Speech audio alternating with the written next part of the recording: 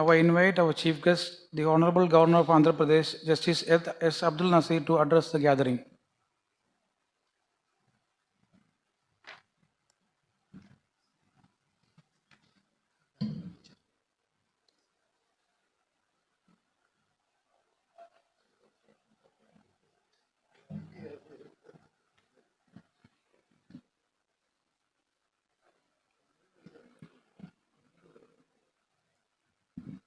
First of all, my apologies.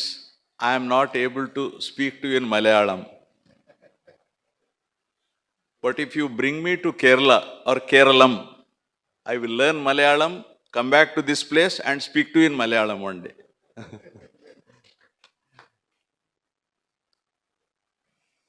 Sri Mons Joseph, member of the Legislative Assembly, Sri Thomas Chazikadam, former member of the Parliament, Honorable Mr. Justice Cyriac Joseph, former Judge of the Supreme Court of India, Archbishop Matthew Mulakkat, Bishop Thomas Tarail, Dr.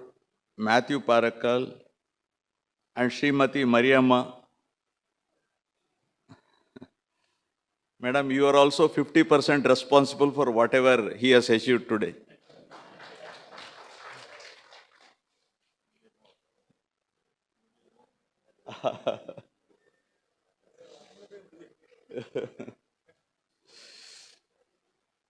Dr. T.P. Srinivasan, Bishop Jevargis Marapram, distinguished guests, ladies and gentlemen, I extend my warm greetings to you all. First of all,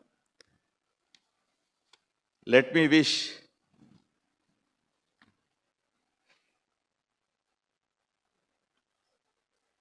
Dr. Matthew Parakal a belated happy birthday.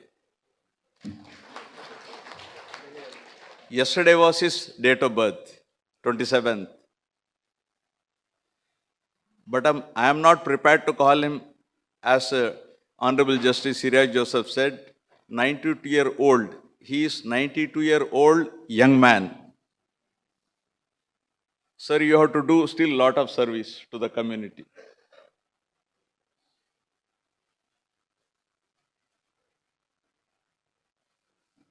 It gives me immense pleasure to be here amongst you all on the occasion of presentation of the fourth Archbishop kuriakose Kunnacherry Award for Excellence in Public Service to Dr. Matthew Parakal, retired Professor of Medicine, Medical College, Kottayam, by the Archbishop kuriakose Kunnacherry Foundation. Mar kuriakose Kunnacherry held several key positions under ecclesial ministries like Chairman of St. Joseph's Pontifical Seminary, Alvai, Chairman of St. Thomas Apostolic Seminary, Vice Chancellor of Paurastia Vidyapitham, Kerala Catholic Bishops' Council and Syrio-Malabar Bishops' Conference. After living a full life dedicated in the service of God, Mar kuriakose Kunnacherry left for heavenly abode on 14th June 2017. During his tenure as Bishop or Archbishop of Kottayam, he gave dynamic leadership to the Catholic Church in Kerala and led Archdiocese of Kottayam on the path of phenomenal growth and development in the fields of education, healthcare, and pastoral work. Mar kuriakose Kunnacherry was a visionary who conceived and executed projects for the poor, and he was a true Christian spiritual leader who always had enormous care and concern for the poor. He was a champion of secularism, and he always stood and worked for communal harmony and peace in the society. Here I am reminded of the quotation of Nobel laureate Mother Teresa, who said, and I quote, at the end of life, at the end of life, we will not be judged by how many diplomas we have received, how much money we have made, how many great things we have done. We will be judged by, I was hungry and you gave me something to eat. I was naked and you clothed me. I was homeless and you took me in, I unquote. This is what Mother Teresa said. I deem it an honor and privilege to participate in today's program to present the 4th Archbishop kuriakose Kunnacherry Award conferred on Dr. Matthew Parakkal, retired Professor of Medicine, Government Medical College, Kottayam. I congratulate Dr. Matthew Parakkal and Srimati Mariamma.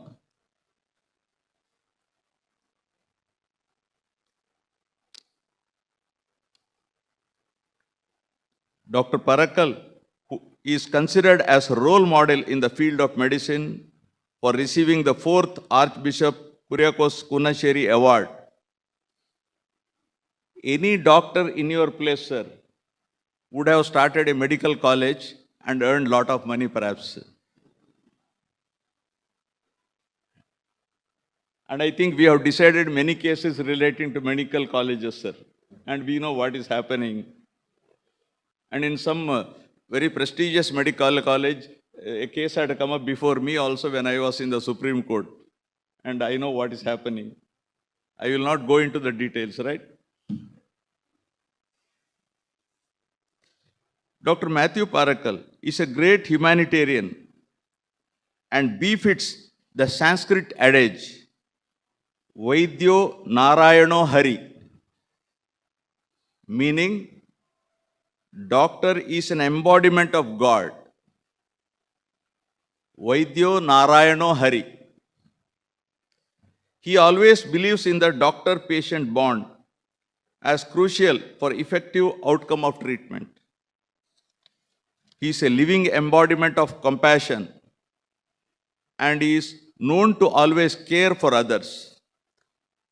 The award presented to Dr. Parakkal is a true recognition of his selfless service to the people and his dedication to teaching in the field of medicine throughout his career. So let us give them a big, big hand, right?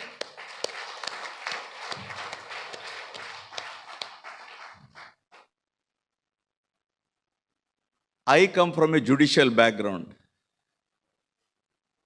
In this gathering, we have an honorable judge of the Supreme Court, former judge of the Supreme Court. We have MLAs, we have former MPs, we have lawyers.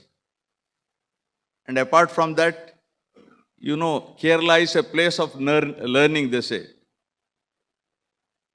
So taking into account my background, I would like to speak something about role of judiciary in protecting democracy in India. With two promises.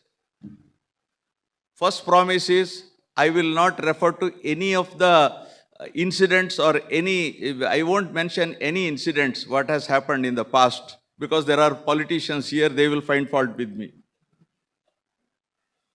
Number two, I will not speak more than 6 to 7 minutes, right? This is my guarantee on this topic. Many of us are aware that democracy existed in India since Vedic period, and the judiciary has played an extremely critical role in strengthening democracy and liberal values in India over centuries.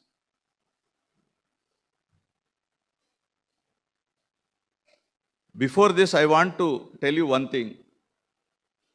Honorable Justice Siriak Joseph was my Chief Justice in Karnataka. And he used to take me throughout Karnataka wherever he went many times. And you know, he is a natural speaker. And I was very, very hesitant to go to the dais. I never spoke. Maybe even if he pushed, I will say 2-3 sentences. And if I am speaking something today, it is only on account of his inspiration. Thank you, sir.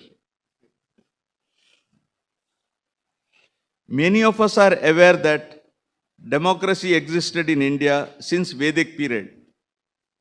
And the judiciary has played an extremely critical role in strengthening democracy and liberal values in India over centuries.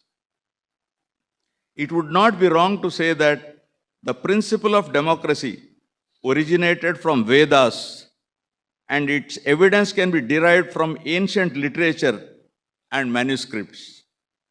The terms Sabha and Samiti are mentioned in both Rig Veda and Atharva Veda.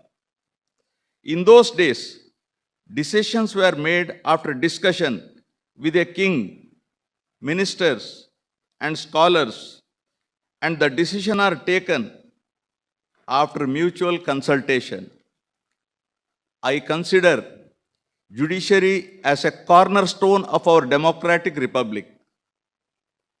This institution stands as a sentinel of justice, a guardian of rights, and a bulwark against the erosion of democracy. As we navigate complex landscape of contemporary India, it is crucial to reflect on the judiciary's pivotal role in upholding the principles that form the bedrock of our democracy. Now, judiciary as the guardian of the Constitution. The Indian Constitution, which outlines the fundamental principles of governance and the rights of the citizens, is the supreme law of the land. The judiciary, with the Supreme Court at its apex, is entrusted with the sacred duty of interpreting and safeguarding this Constitution. This interpretive role ensures that the laws enacted by the legislature and the actions of the executive adhere to the constitutional values. One of the most significant functions of the judiciary is its power of judicial review. This power allows the judiciary to examine and, if necessary, invalidate laws or executive actions that are inconsistent with the Constitution. For this purpose, Supreme Court has developed the doctrine of basic structure of the Constitution, which reinforces the judiciary's role in ensuring that the core principles of our democracy, as envisaged by the Constitution, remain intact. Actually, Keshavananda Bharati is from Kerala state only. The first judgment on this. Now, the judiciary and the protection of fundamental rights. A thriving democracy is predicated upon the protection of individual liberties and rights. The Indian judiciary plays a crucial role in this regard by upholding the fundamental rights enshrined in Part 3 of the Constitution. These rights include right to equality, freedom of speech and expression, protection against discrimination, and the right to constitutional remedies, amongst others. Through judicial activism and intervention, the judiciary has significantly expanded the scope of these rights to keep pace with the changing times by adapting constitutional principles to contemporary issues and challenges. Now, this is important. Judiciary as a check on abuse of power. In a democracy, the separation of powers amongst the executive, legislature, and judiciary is essential to prevent any single branch from exceeding the constitutional boundaries of its role. Judiciary's role as a check on the executive and the legislative branches is crucial in maintaining this balance. The judiciary serves as a guardian of rule of law. In a democracy, the rule of law implies that no one is above the law, including those in position of powers and including the doctors. The judiciary ensures that laws are applied impartially and justice is delivered fairly. It holds individuals and institutions accountable, thereby preventing the abuse of power and maintaining the balance between different branches of government. This vigilance is vital in upholding public trust in democratic process.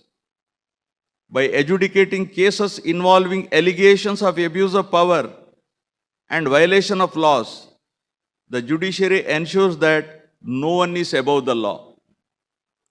The Supreme Court's involvement in cases related to electoral reforms, environmental protection, and public accountability demonstrates its commitment in holding institutions and individuals accountable.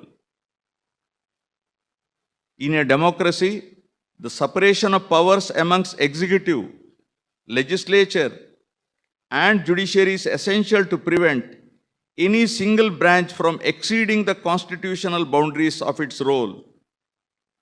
The judiciary's role as a check on the executive and the legislative branches is crucial in maintaining this balance.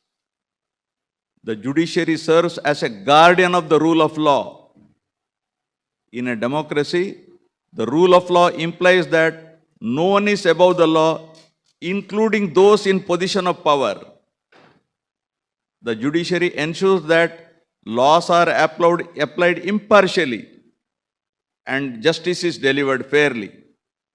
By adjudicating cases involving allegations of abuse of power and violation of laws, the judiciary ensures that no one is above the law.